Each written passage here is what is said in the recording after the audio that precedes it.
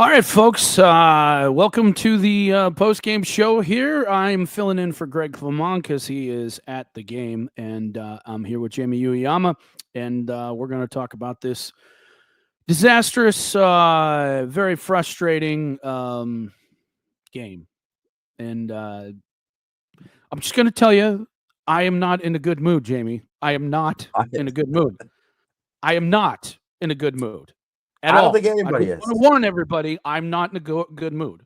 So I'm just going to tell you right now, I'm going to be grumpy, and that's just the way it is. And you know, we'll get to all this here in a second. Before we do, we wanted to mention our sponsor, our first sponsor, which is ESQ Clothing, founded by ND alum Ge Wang.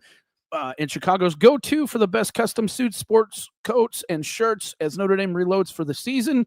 Now's the time to refresh your wardrobe and add the perfect suit, sport coat, tuxedo, or casual jacket for fall. ESQ Master Tailors combine the next level craftsmanship with the finest fabrics to deliver a fit that's built just for you. With new showrooms in both downtown Chicago and Winnetka, book your custom fitting and step into confidence with Chicago's finest. Mention ISD at your appointment, receive 10% off your entire purchase. I don't even know what to say, Jamie. I just don't know what to say. There's so many things in this game that just drive me crazy, and it's mostly coaching. It really is. Now, the players gave up 41 points or whatever it was. I think it was 41, wasn't it? Whatever it was. Yeah, 41 41. points. The players gave up 41 points, but I just don't feel like the coaching staff did a great job of helping them in this regard. And there's so many things here. First of all, why the last play? Why do you call timeout there? I don't understand that. Now you call timeout if you're in a bad situation. I get that. But it's fourth down. They're in a complete panic type situation. The clock is running. I don't understand that timeout. I really don't understand that. Now, if you're in a bad situation and you look across and you say, you know what, we're not in a good situation, then you call the timeout. But I don't understand calling it then. I really don't understand that. There's so many other things. Notre Dame is at the 50-yard line with 3 minutes and 30 seconds to go in the half. 3 minutes, 30 seconds to go at the half. You have two of the best running backs in the entire country, and you throw the ball, and it gets picked, and they march it down the field and score before halftime. And then you almost give up a field goal by just ridiculous defense. I don't even know what you're doing there.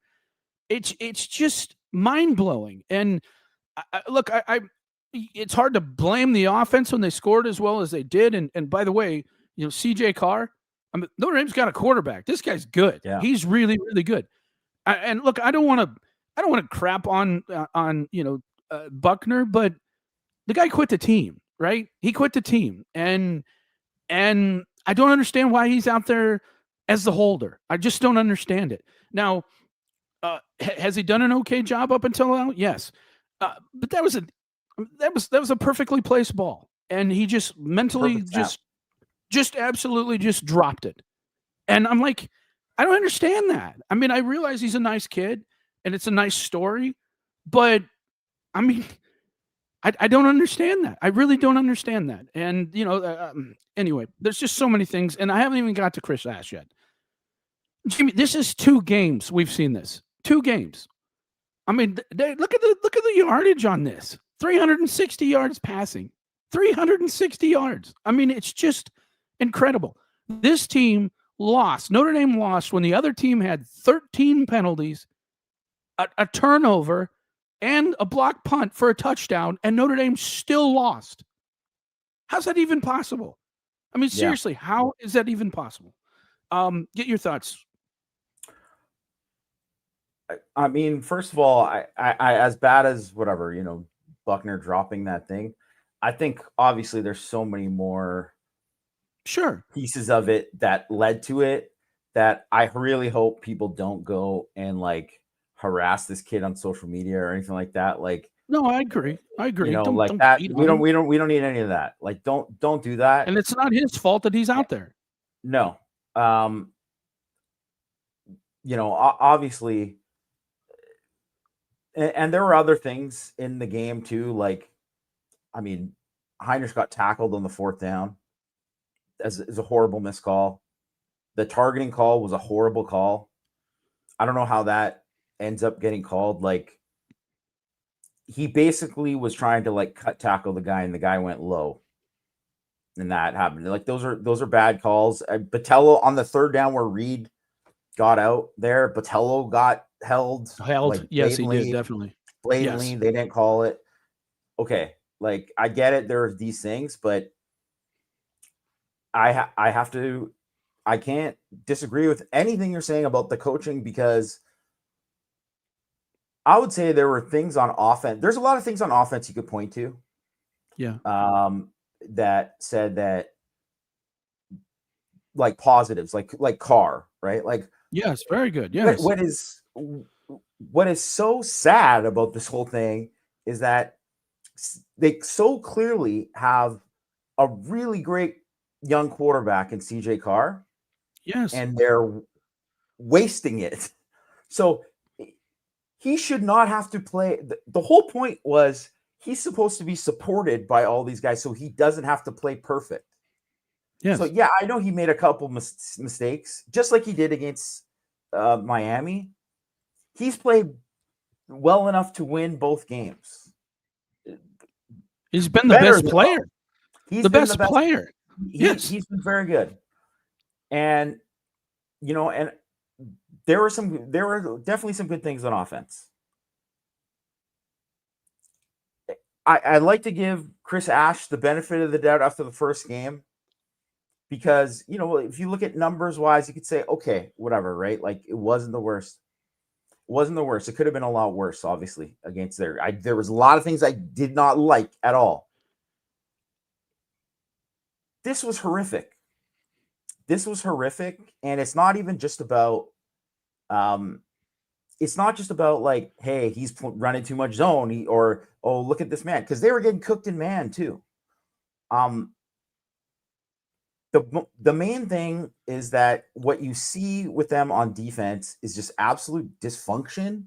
Yeah, confusion. And the defensive backs are always like, where am I?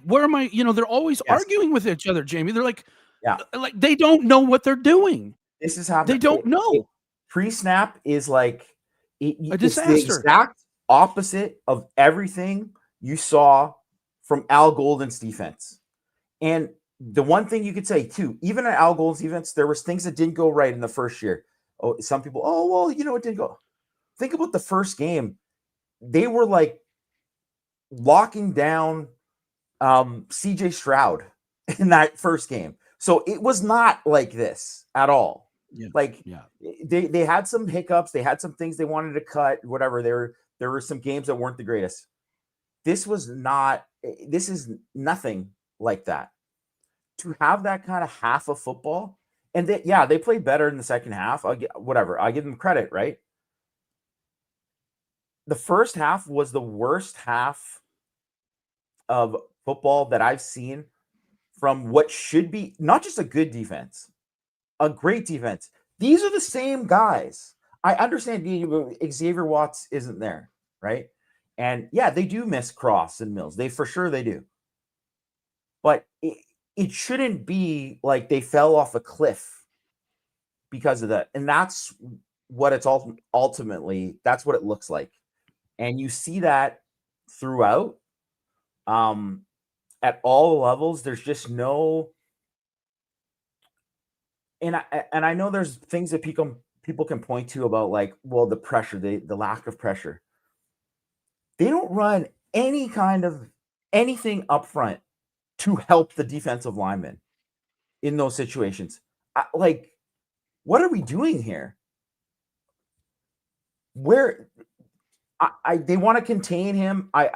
There's part of it, right, with Reed, is they wanted to contain him. They obviously went too far in how they played that, because they did not get nearly enough of a pass rush to even give them a chance at really, because anytime they sniffed pressure on Reed, the ball was nowhere near. And I'll say too, as Reed, and I know he'll get a ton of praise for this game, and he's got a gun and all that too, and he's a good athlete. If CJ Carr played for Texas A&M, they would have scored 60, 70. Oh, absolutely. Yeah, I agree. Because he missed some layups that he should have hit too. And that's the other thing is like the film is actually worse than the 41 points. That's the other thing that is so bad. Yeah.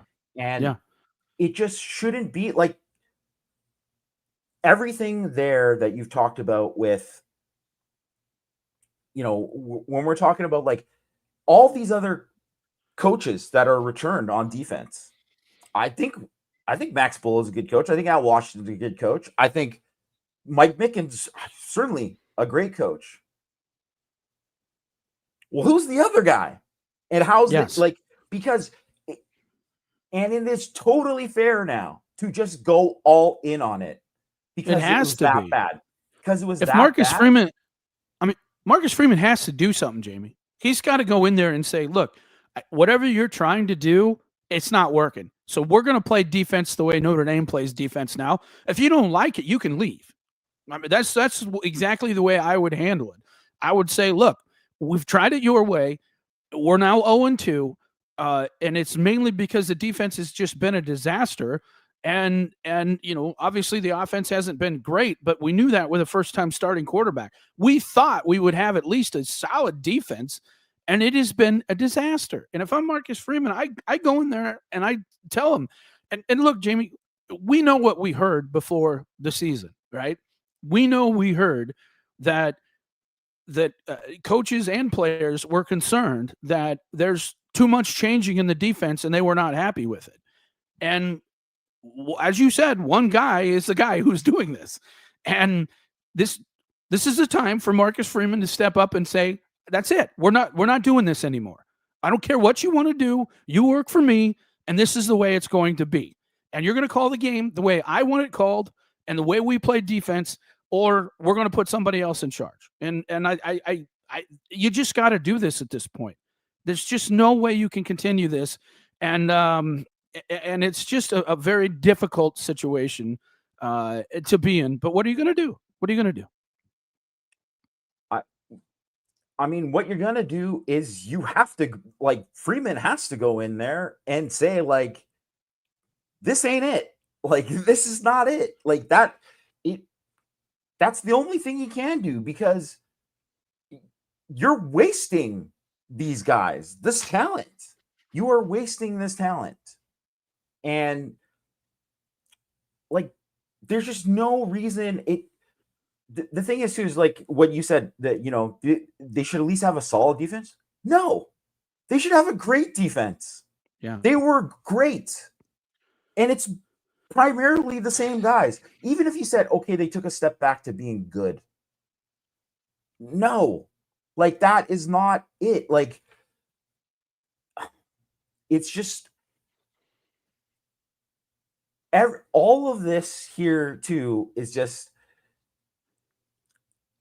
I can't even fathom how, like, playing in the defense, if I was on the team and just being like, I can't even believe this is happening. Like, this is a nightmare because of where they were and how they've been. Like, it's just shocking. It's so bad.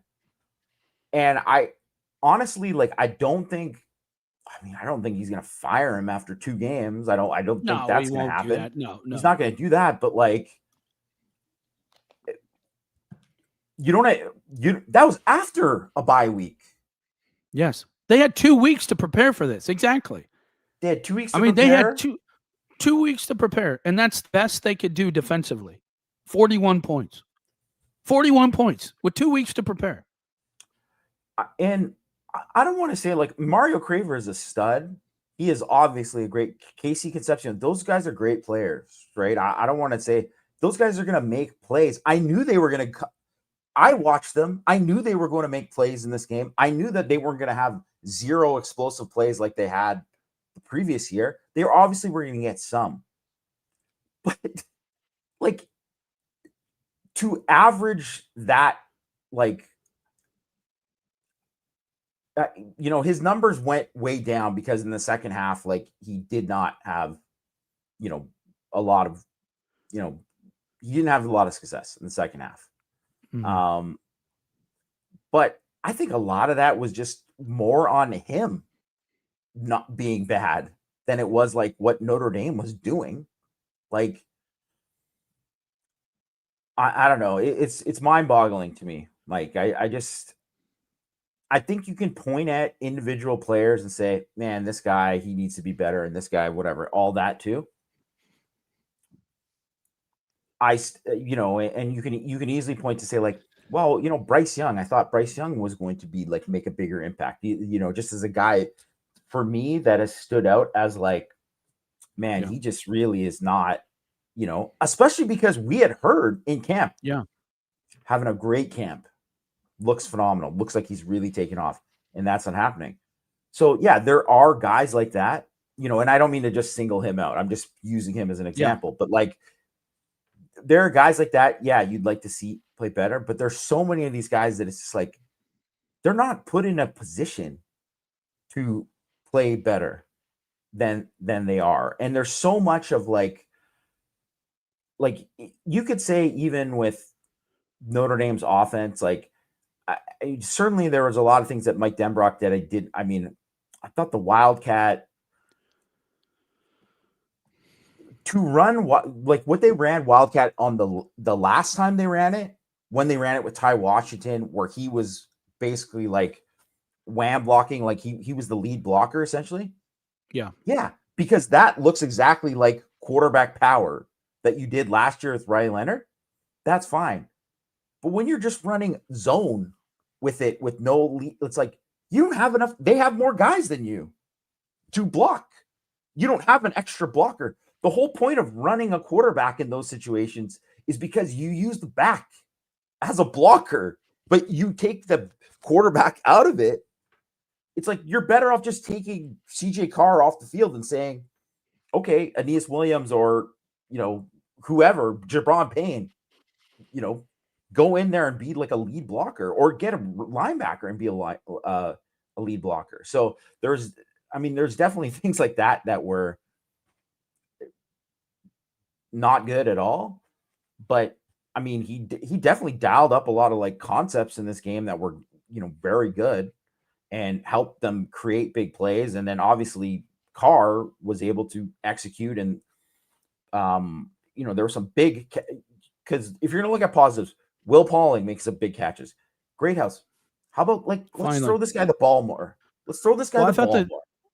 I thought the O-line held up, played better. Yeah, they actually played better. They were not playing very, very well at first, but then they really played much, much better. And, A&M was coming after them. They were going to run blitz on every play, which they run blitzed a ton, and they were aggressive with Notre Dame's front. And Notre Dame knew that. And so it does kind of limit you as far as what you can call. But, I don't think it was – I don't think this game was as bad as last game for Denbrock, but there were a couple calls that I thought were like, what are you doing here?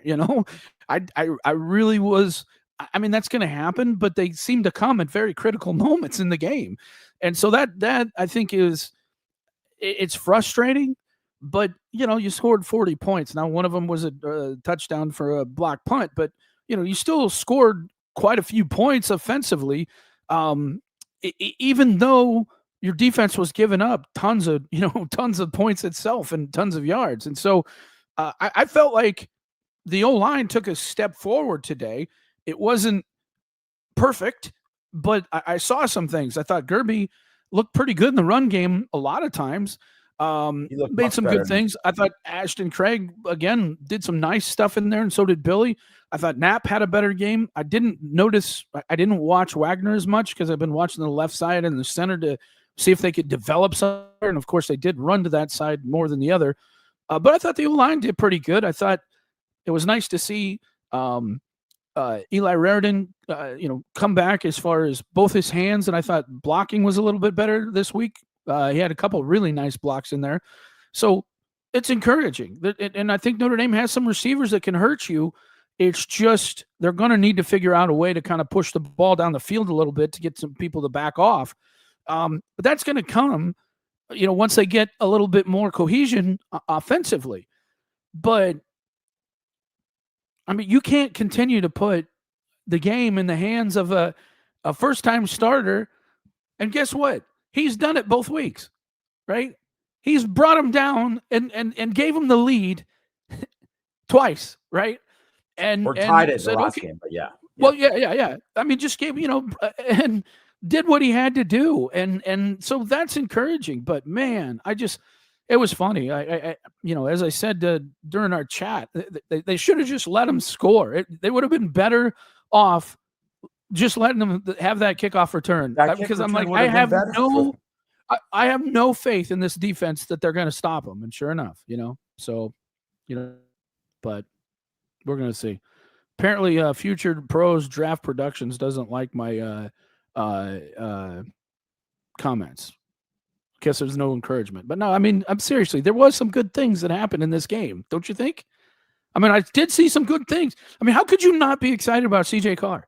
I mean, when was the last time Notre Dame had a quarterback that looked this good, especially this early in their career? I can't remember too many that happens. So, he made some great plays. Even like, I would say, I mean, his pick was not a good play and you're like, he should have ran, but it's like, that's a play that happened to a ton of people like that. It wasn't like a horrible. It was like a 50-50 decision and he was kind of indecisive, but he was trying to make a play. Like, it wasn't, that's not the kind of pick that you think like, oh, that's a horrible pick, right? Or the play too where it almost got picked by Howell on that great almost play where he jumped up for it.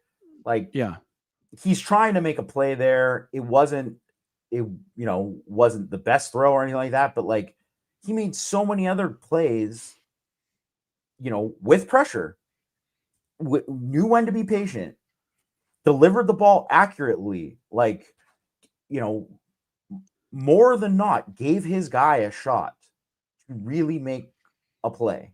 And I thought that was so encouraging and that's going to fix a lot of things. It's going to fix a lot of things once they get the rest of the stuff ironed out. O-line's got to get a little bit better. And, and I think they got to figure out, I think Mike Denbrock's trying to figure out who they are and what they do well. And, it's, I think because they played so poorly, the O-line in the first game, it's kind of hard to say, well, we're going to do this and we got to have faith in you, because they didn't do a very good job in the run game. But obviously they ran the ball pretty well and he stuck with it pretty well. Just not at that one time. Again, I just don't understand that. 3:30 left to go in the half. You're at the 50-yard line, first down. Why are you throwing the ball? I don't understand that. And he did it last week too with, and it's just like, I get that, you're going to have to throw the ball sometimes to run, but you're trying to eat clock at that point, right? You need to pick up 20 yards, eat clock, kick the field goal, go in with a nice lead at halftime. That's what you need to do. But I didn't understand that call. But I thought a lot of the other stuff was okay. But I'm telling you, but I should say that fourth down call from the Wildcat, I didn't like that one either. No. I didn't like that. And I mean, I think the announcers were correct. They were trying to set up a throw with the halfback. I'm pretty sure that's what they were doing. And obviously the opportunity never materialized. But I don't know. They're going to have to figure some stuff out. But defensively, I just don't know where to go, Jamie. I don't know what you do here. I really don't. I mean, I will say, go ahead. No, you go ahead. You finish what you're saying, Mike. I just, I think first of all, you got to give Texas A&M credit. They played well and they played hard and they showed up and they were ready to go.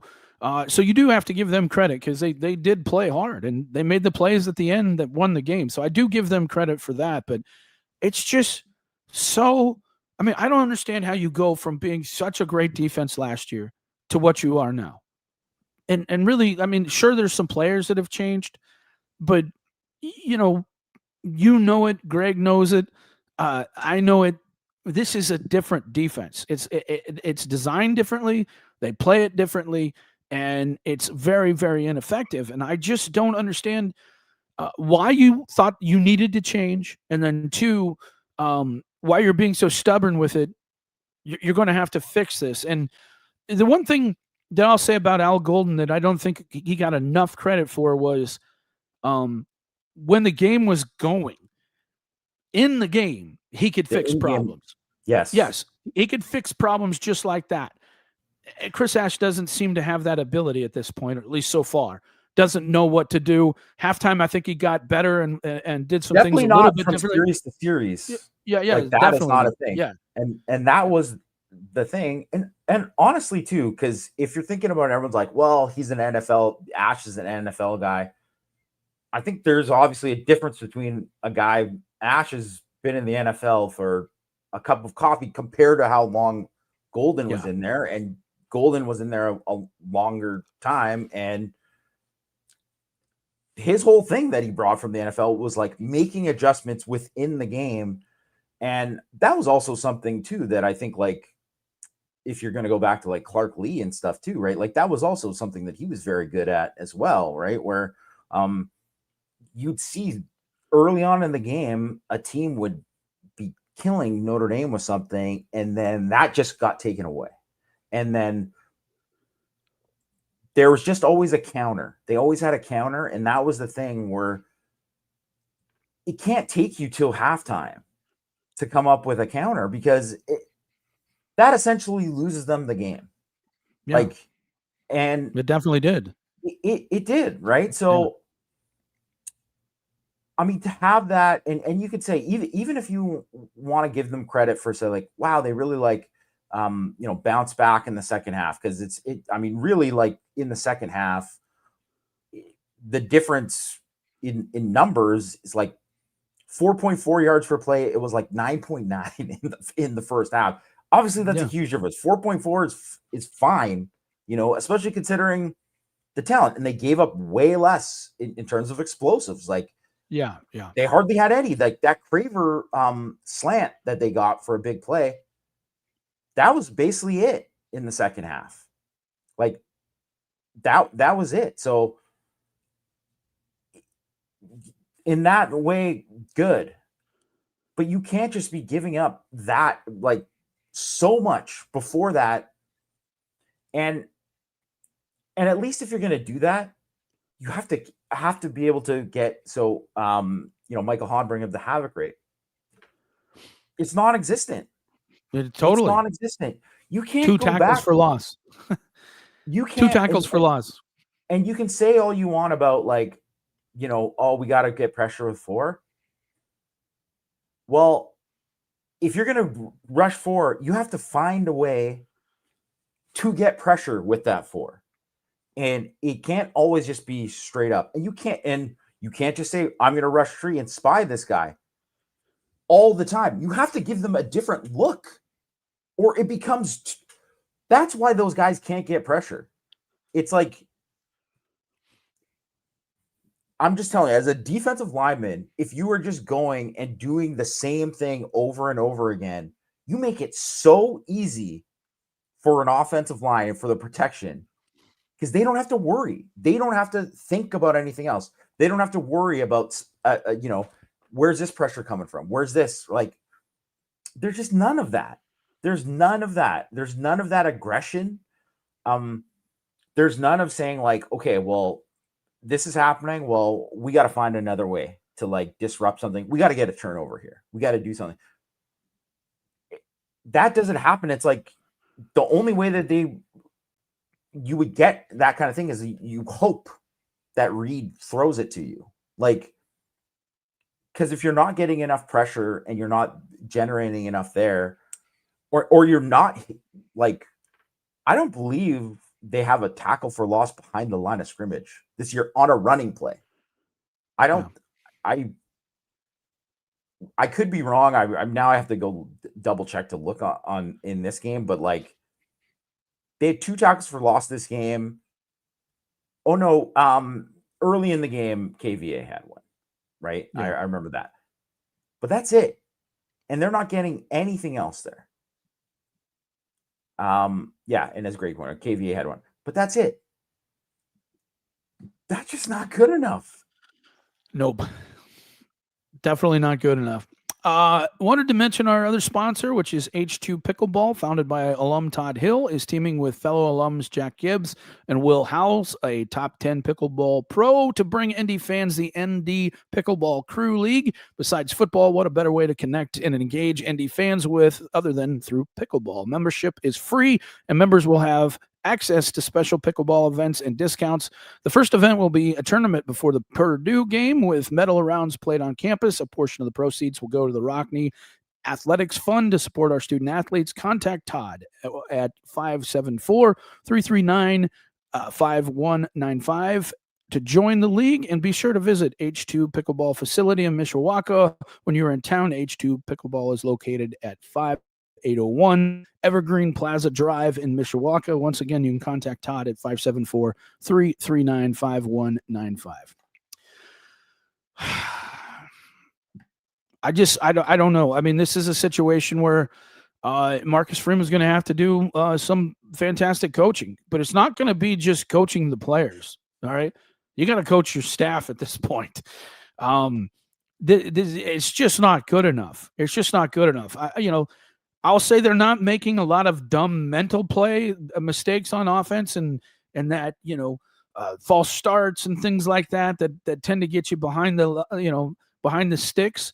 But still too many errors on offense. But defensively, Jamie, I'm sorry. I mean, I kept texting you guys. How many times did you see the defensive backs just like throwing their arms up in the air and arguing with each other and trying to figure out where they're supposed to be? I've never seen a group of players so confused in my life. It's like they had no idea what they were doing out there. And when you're sitting there and you're yelling at your teammate to do this or whatever, you're not set to play, to play. It is just a tough situation. And I don't know. Is it too much? Are they not doing enough? Is it too much to think about? I mean, what do you think are the problems here?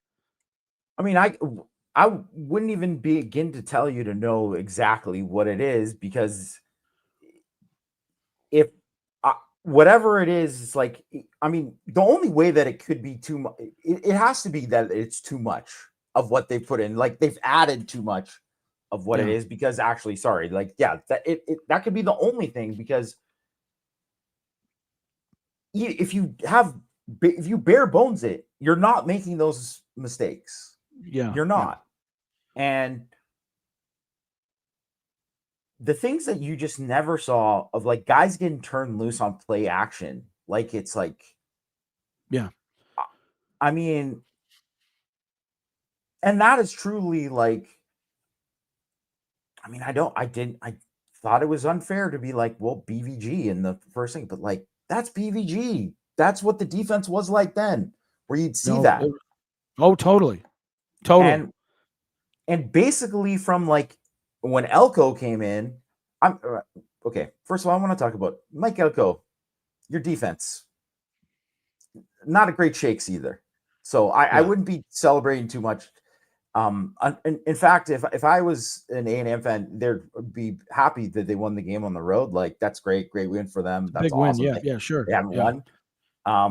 But I think their defense is going to get cooked. I don't think they're very good defensively. I think they're gonna have some problems. And that's part of the reason why this was a shootout. But when Elko was at Notre Dame, and from him on, you just saw less and less of that. And then it's like, these are the bad times. Again, this is that's what it's like, right? Like,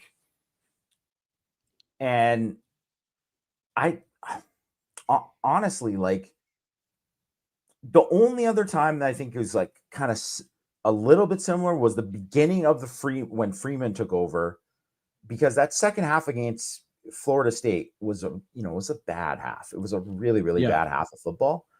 And, there were some bad moments against, Toledo as well, wasn't anything like this, but it wasn't the greatest, and they got it figured out. They obviously got it figured out, and they started playing like fantastic later in the year. At like basically from that point on, almost they did. The problem is that you could do that now and still get better, but I don't think that they'll ever get back to where they should be, right? Like it just seems impossible for them to achieve that. And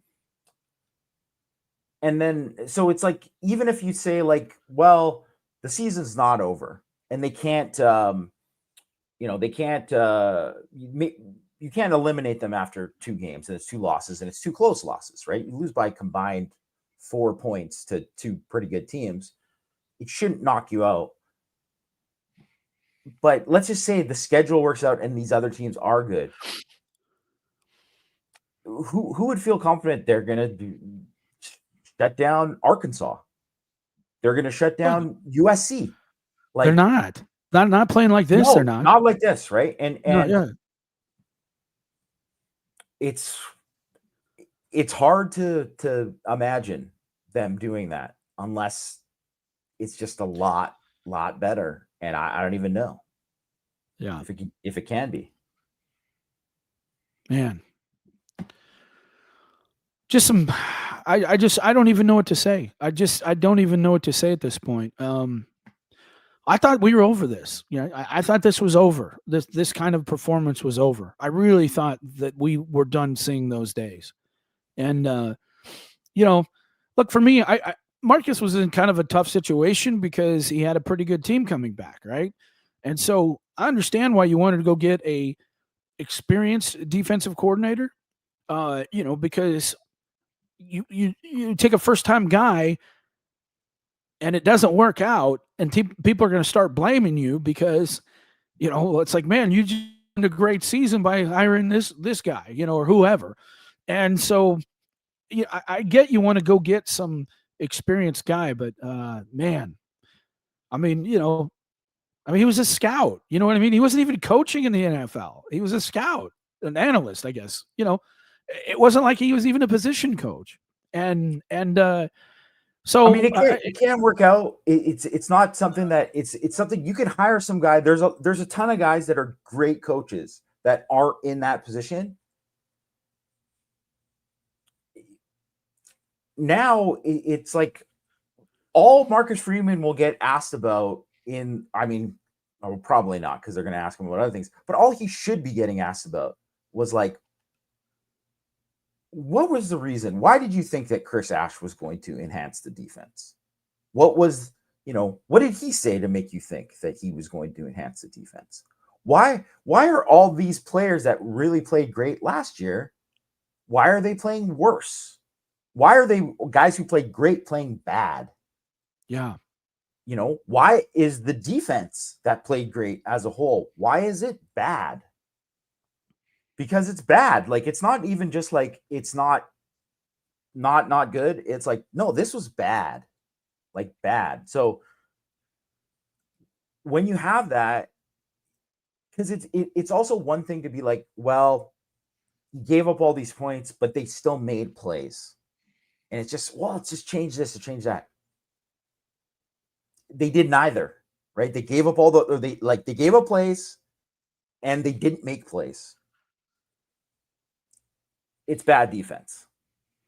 It really is. And again, I think just the busts that we saw, right? There was just so many in these 2 games, more busts in these 2 games than we saw all of last year in 16 games. You know what I mean? It just really was. Yeah. I mean, that's just what it is. So it's unbelievable how many guys are just completely let go, and you guys just don't even know what they're doing. I don't know. I just don't know what to do for Marcus Freeman. I just don't know. I really don't know what you can say, because you brought a guy in here to do his job as a head coach. You tend to let somebody do their job. If you're a manager, you let them do their job until the job they're doing is not good enough and it starts to hurt you. Well, we're here, right?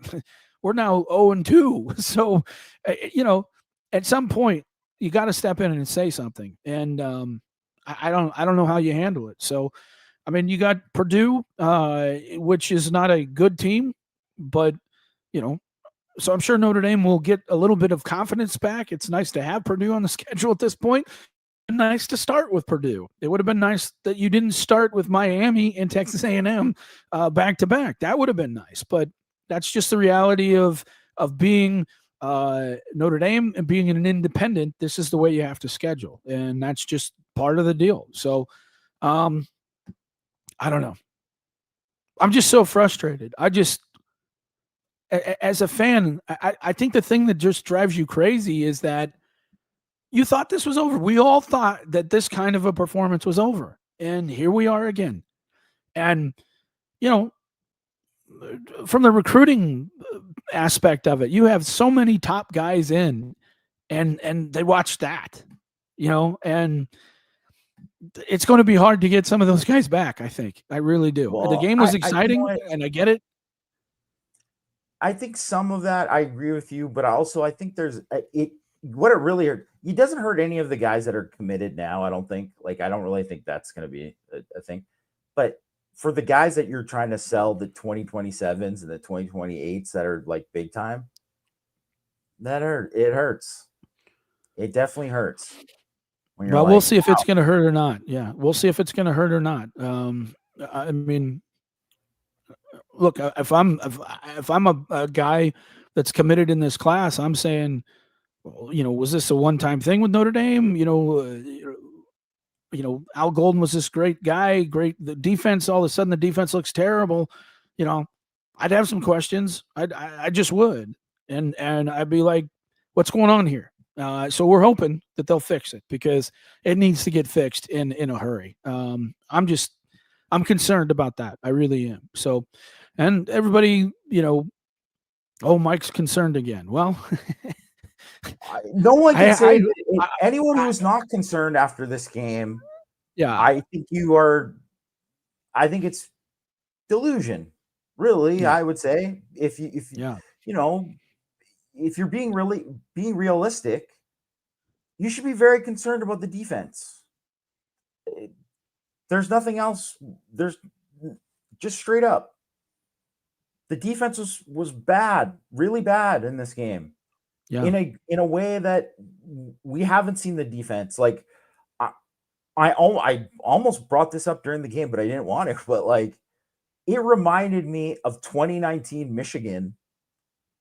Of oh my gosh, the wheels are falling off. That's what it was like.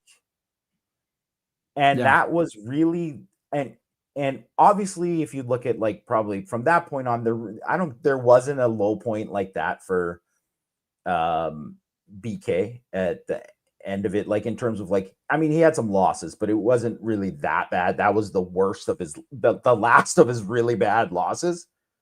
But who wants that? No one wants that. And there's just no excuse for it to be like that. It just didn't have to be like that. No, it did not. Very, very frustrating. I don't know. We got a lot of people in the chat. If you guys got some comments or you have any questions, feel free, and I'm sure Greg will pop them up there. I mean, I think for the most part, obviously Drake had the bad play there at the end, although it wasn't really a bad play. It just, it's hard as a linebacker. Yeah, it's hard as a linebacker to cover that. It just is. And again, that's why I had a problem with the timeout. Why give them time to set up a play? I just don't get it. I just don't get that at all. But hey, it is what it is. But I thought, for the most part, I thought the captains played better in this game. So, maybe that's encouraging. Much better, I thought. Yeah, I'm looking for positives here, man. I'm not sure we have a whole lot today. Well, so no, I'm looking for anything to feel good. I can point out the individual positives for sure. Yeah. I thought, once again, KVA looked really good. Yeah, he needs to play a lot. Yeah, KVA looks really good. Yeah. I'll tell you what, it's the same thing. It's maybe whatever he does, you notice him in good ways. You always notice him in good ways. He's always there. He impacts the game. Yes, he does. That is consistent. I thought, the guys inside played well in this game for Notre Dame. For the like, Donovan Hinish was it was a 180 kind of game for him. Yeah, a much better game, definitely. Yeah, he had a much better game. Better game. Rubio played well. Yeah, Dawson didn't notice him as much, obviously. Yeah, but I think if you look at Leonard Moore, obviously on a bad ankle for most of it, Leonard Moore is still a stud. Yeah. They weren't cooking Leonard Moore. That wasn't a thing. So when he was one-on-one, he was. The Devonta Smith injury hurt. That hurt. And, Carson Hopkins got thrown in there and probably just not ready to play yet at this, juncture. And we got to hope that they can bounce back. I don't know. But again, I felt like the offensive line, and I remember watching it last year where all of a sudden they started closing out some games, and they started doing what they needed to do to kind of give you the lead. And that's why they won a lot of those games last year, was they were able to do that. They were able to close out the game, push the ball, and then the defense would just lock you down. Well, yeah, the offense has done the part, at least. Well, I should say they did in this game more than they did in Miami, but they did in Miami when they had to at the end. But the defense has just let them down big time in both games. Yeah. And I would say I don't see an easy fix. I don't see an easy fix. Finished, because I don't count hey, it's desperation time. You got to go out there. No one's going to do well when there's no time to get anything done like that, right? That doesn't count. If we're looking at just the rest of the fourth quarter for the offense in the first two games, good, very good. And in this game, when they need to 4th and 1, that was one of those situations where it was I don't know if they're going to get this. And then when they came out, how many people do you thought they were going to convert when they said they're going Wildcat again here? Probably none. Yeah. They did the job. Yeah. They did the job, and they protected Carwell in that series. They've done a pretty good job of protecting on third down. I thought, there's pieces of the offense where I feel man, this offense is only going to get better and better. That's how I feel about the offense. So in that way, no, I feel better about that. Yeah, I think they're going to be pretty good by later, but can you outscore USC? I mean, look, it's a lot to ask. USC is going to put some points on the board. I mean, again, if Notre Dame plays defense like this, they're going to put up a lot of points, and Notre Dame's just going to have to outscore teams until they figure this out. But, Jamie, is it even possible? And I don't know enough to know. Is it even possible to go in there and say, okay, we're going to simplify this a whole lot on defense, and we're not going to do this, and this anymore. This is what we're going to do to make it easier for you guys. Is it even possible to do that now that you're in a week-to-week situation? There's no more off weeks until later in the season. Can you make big changes like this and do something different? I mean, I think you can, because stripping it down is a lot easier than saying we don't have enough in, and adding it, and just stripping it down isn't that hard. And then considering the fact that the other guys, the guys know the defense from last year and know that. And if they go if they say, okay, well, this is what we're going to go, and we're going to change this back to this, and we're going to do that. That isn't that hard of a thing to do. And it can be fixed. I even look at the year that 2016 when BVG got fired in 4 games. Well, basically that's what they did in that season. And I'm not saying the defense, clearly that wasn't a very talented defense. They were really young. They played way too many freshmen because they had to.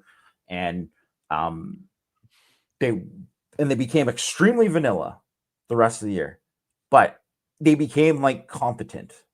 Yeah. And so that isn't that hard to do. You just have to be willing to do it and say, like, hey, this is what we're going to do. I mean, they stripped everything down and became like the most vanilla you could possibly be. I guess, like, I don't think they should do all the way that, but there's obviously more stuff there that you have to cut because there's just no reason for all this confusion. Yeah. Not working. Not working at all. I'm just at a loss of words, man. I really am at a loss of words. I don't know what to expect here. I'd like to say I have a lot of faith that they're going to fix this. And again, it's good that you have Purdue. I don't think that you overlook Purdue by any means. I don't think that. Anybody. Yeah, I mean, but I don't think Purdue is going to have the ability to score like some of these other teams do. And so I think Notre Dame will win the game, and you can fix some things or at least get better at some things. But I hate to say it, I never thought Notre Dame would have to outscore opponents in 2025, but I think that's what's going to have to happen until they get some stuff together. And as you mentioned, they're not doing enough defensively on the defensive line in their blitzes. It's all pretty telegraphed, and it's all very much the same. And I don't think that they're good enough as players to just we're going to win one-on-one every single rep here. No defense is good enough. I'm just going to say no defense is good enough. And that's the thing, like, even Georgia is not that. Like, you have to do more. You have to do more. Yeah. I see somebody in here in the comments saying I've heard nothing from Freeman saying that he's going to do something different with Ash, and what's he gonna say? He's not going to come out and say, "Well, I'm going to fire Chris Ash." Fire him in the press conference after the game, and he's not going to say we're going to change. We got to change our whole defense, or he's not going to say any of that, even if that's what he plans to do. Yeah, even if that's what he plans to do, he's not going to tell you that. So I think for people looking for Marcus Freeman to say something, he's not going to tell you what he's going to do. He's just not going to tell you that. So I don't. Go ahead. Well, the thing is, too, is like, first of all, you don't hear him usually say stuff like the defense wasn't good or like things like that. He usually says, we did some good things here and there. He that's how he usually kind of puts it, because he doesn't want to call out his coaches in the media. He's very protective of his coaches, of his players. He doesn't do that. So him doing that is probably as big of a shot as you can get at Chris Ash, because that is like, it's very blatant. Like, this is not good.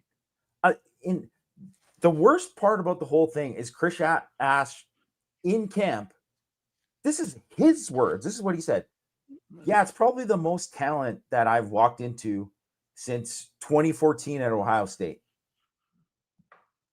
And this is like, what are they going to do? I mean,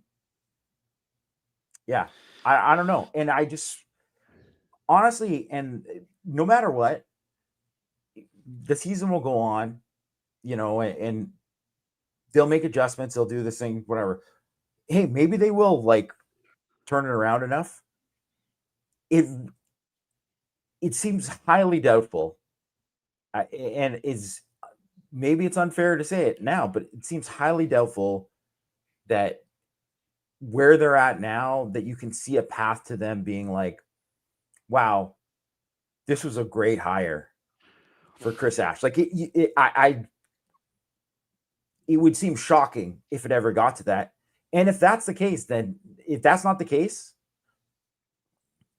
it's probably one and done at best, for Chris Ash. Yeah, I don't know. They're going to have to fix some things and get some stuff together. But Jamie, on offense, we had lots of things to talk about that were a positive. On defense, there's just not, other than like we mentioned a few players that have played pretty well.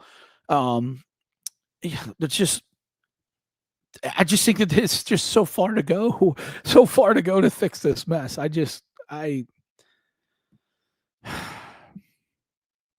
just frustrated, man. I'm just frustrated. I don't know how you go from being so good to so bad so quickly. I just don't understand it. And a lot of the same players are here, and some of the guys that were hurt are back. And Yeah. I just I just don't understand it. But what are we gonna do? What are we gonna do? Well, I don't think we have much more to add, Jamie. Do you? No, I mean, I think as you look at it, and when they're going as they go forward, I think you look at it, you can't look at it where before you look, if you were analyzing it of like where this team is and say like, well, this team can be this or that. I think right now you just have to say, I have no idea where this team will end up this year. Yeah. And we're just going to have to wait and see week by week where it goes.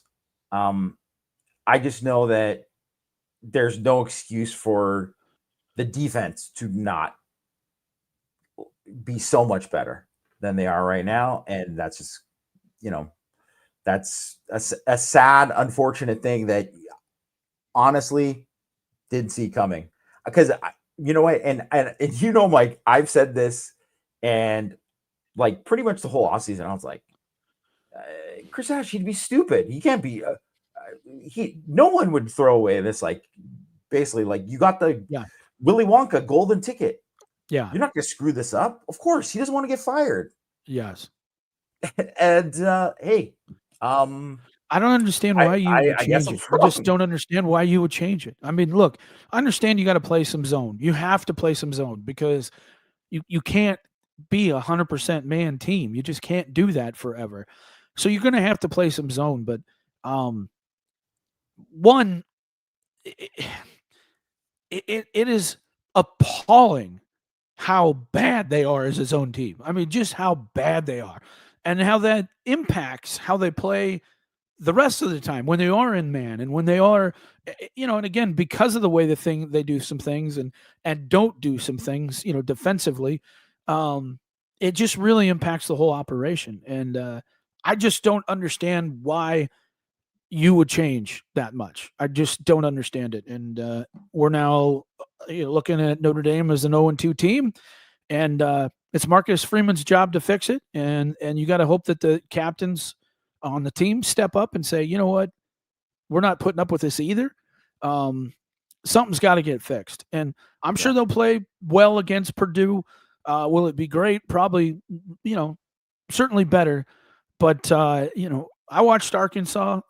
That's not a bad team, man. That's not a bad team at all. And I realize Ole Miss doesn't have a great defense this year, but they put up some numbers. Yeah, they'll score some points, and Notre Dame's going to have to score some points too.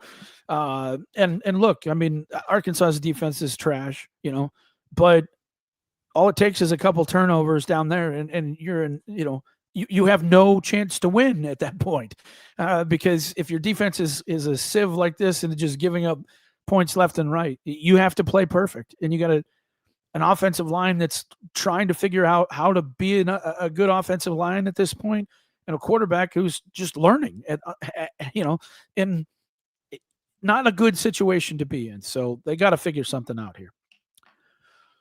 Anything you want to add before we close down the show? I know Greg's got to get out of the press box up there. So no. Okay. Just frustrating night for cover the team. Yeah. Yep. All right, folks, that's going to be it for the post-game show. We will talk to you on Power Hour on Monday. I'm not sure if Greg's going to have a show before then. We'll have to see. But, yeah, I don't know. And by the way, I just want to point this out. Who was at the game today? Mush. I haven't even sent him a text yet, so I'm sure he's in. I'm sure he is in. I can't even do it to him. You know what I mean? I can't even say anything to him. I'll just let him be. I'm sure that just about killed him. I'm surprised there hasn't been guy heart attack on the field or something. But yeah, what a guy. Oh. All right. Thanks everybody for watching and listening. We'll talk to you on Monday on Power Hour, and hopefully they can fix this.